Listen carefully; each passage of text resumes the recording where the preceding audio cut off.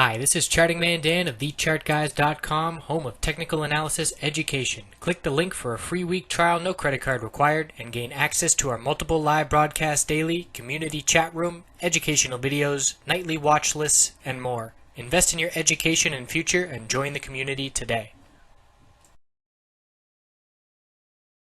Hey everyone, so we survived Brexit Friday. Hopefully people didn't get too scathed, and we're now going to look at where do we head from here. So we had a very bearish close at the end of the day, losing some key support and closing down near the lows. After hours action saw further weakness, so the momentum is in the favor of the bears heading into next week. We have a couple key things we want to look out for. First of them, we're going to look at the S&P 500, and obviously it was a very bearish day. But we held key 100-day moving average support of 20, 33, 31, and we are still forming higher lows. Look at this 3-month chart. We'll zoom out and look at it more clearly on the weekly.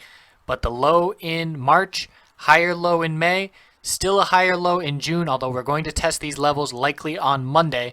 So the weekly chart cleared 2100 resistance on the S&P 500. We have rejected the last 11 weeks that tried to close above 2100, none of them able to do so. So that is the line in the sand that the bears are rejecting the price at, and it will be a significantly bullish development if and when we close above 2100 on the weekly time frame.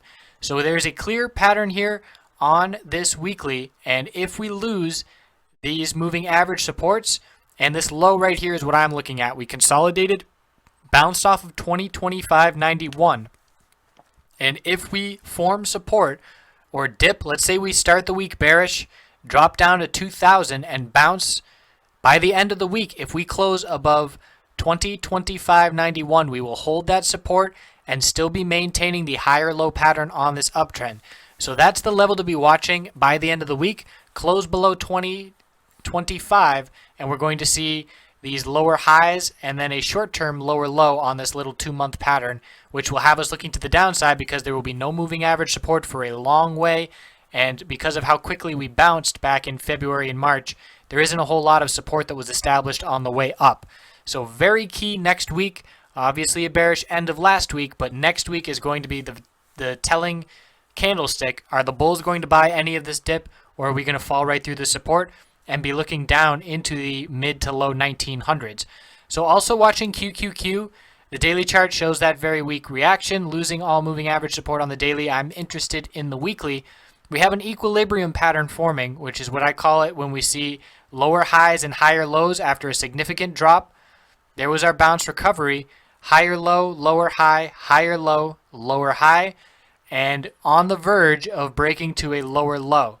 So the low to watch here is 104.12, and we closed at 104.29, so we dipped below it, but the bulls closed above that key level. If we see a close next week below 104.12, it will be a break of this very tight pattern to the downside, and we'll look to see if that's a lead indicator. The daily chart for QQQ has given us a little bit of a heads up on some of these moves. For example, let's look here at June 8th. We had a bearish reversal doji followed by 3 very bearish days. So that was June 8th. Look at the S&P 500.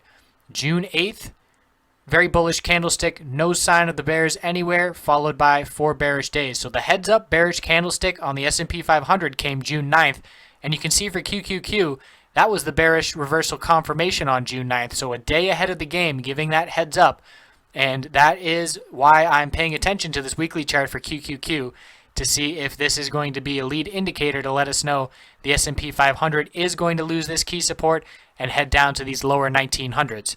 So that's what we're looking at for the overall markets. Now, in terms of individual stocks, we're going to have a lot of people looking to buy cheap, anticipating a bounce. Obviously, we want to be cautious and put stop losses on every trade. We know the momentum is in the favor of the bears, and we are going to be trading against the short-term trend if we are looking bullish. So some things we can use to decipher when comparing stocks to see when a good buying entry opportunity is. Obviously, key support levels on the weekly and daily time frame will need to be noted. But it's going to be about the lower Bollinger Band. Comparing charts, look at that lower Bollinger Band. We can see stocks like Apple, a lot of stocks on Friday, lost that lower Bollinger Band support, and it's going to act as resistance in this coming week as long as the price is below it, and it's going to be dropping rapidly, so it might drive the price down pretty rapidly with it. So we can see Apple has that resistance, but there are stocks that do not have this level as resistance. Look at Netflix. It has been bearish for the past 3 weeks. So this drop on Friday did not lose that lower Bollinger Band support.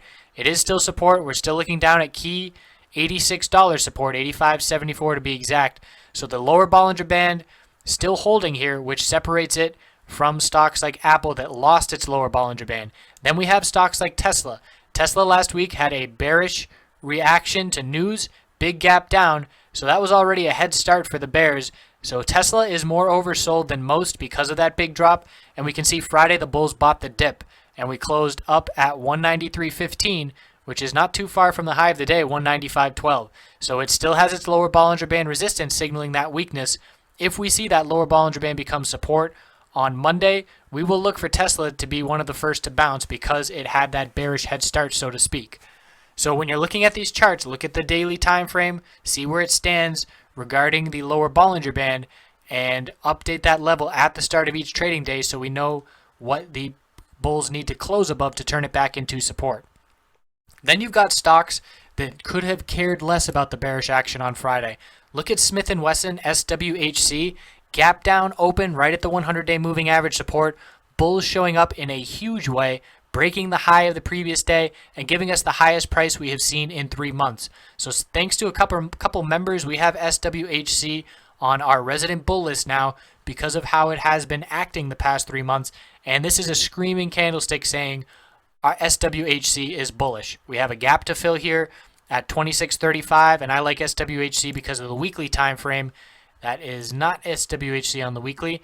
Let's look at that weekly real quick.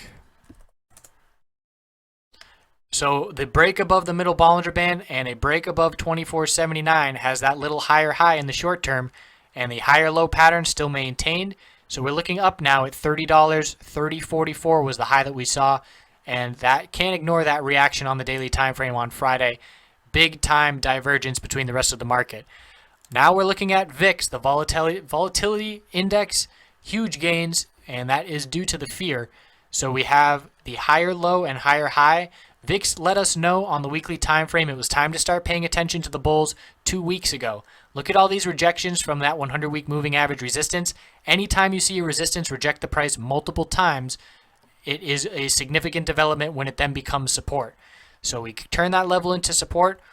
Bullish follow through the following week, but then profit taking as the market started to anticipate a Remain vote. And then with the Brexit vote, big time breakout on this weekly. The upper Bollinger Band is support at 23.98. As long as VIX holds this upper Bollinger Band, it's going to be in breakout mode. And look at the daily chart. The upper Bollinger Band is support as well. So breaking out on both the daily and the weekly, and we need to update this level each morning. As long as the bulls keep closing above this daily upper Bollinger Band, we're going to keep running. And resistance on the weekly, we're looking up at 30.90 and 32.09 as key resistance levels. So looking at TVIX and UVXY, who trade off of VIX, we can see the weekly chart getting above this 10-week moving average resistance is significant. We're on the verge of a bullish MACD cross. UVXY looks the exact same. So now we're looking for a higher high to break the high of last week for these names. We have our higher low established. Then we'll see if we can get a higher high and a bullish MACD cross. So that is what we're looking at heading into next week. Bears in full control. Certainly not going to disregard the possibility that the bulls buy this dip just like they have in the past. They bought the huge dip in August. They bought it in February. So watching to see if that is the case again. Key support levels on the S&P 500 will be on watch. I appreciate you watching. We'll be covering it 24/7 essentially in our chat room, and I go live on webcam about 2.5 hours every day for this coverage. So come stop on by for a free week trial. Now would be a better week than any. Nothing like having support of a trading community behind your back. We had very little fear and panic going on Friday. Everybody had the game plan established, and the support of multiple really good traders can really make all the difference. So I appreciate you watching. Hope to see you in the chat. Have a wonderful rest of your weekend.